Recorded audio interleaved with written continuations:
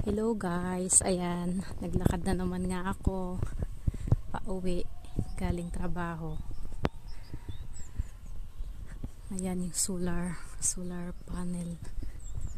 Madadaanan dito. Daanan to ng bike. Yung kalsada nandoon pa sa kabila.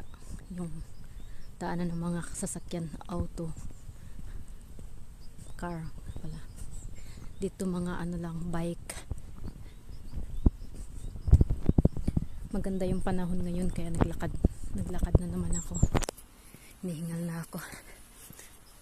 Yan. Maaraw. Ayan ang araw.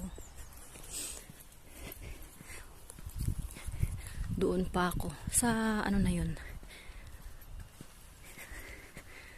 Malayo pa. Galing ako doon.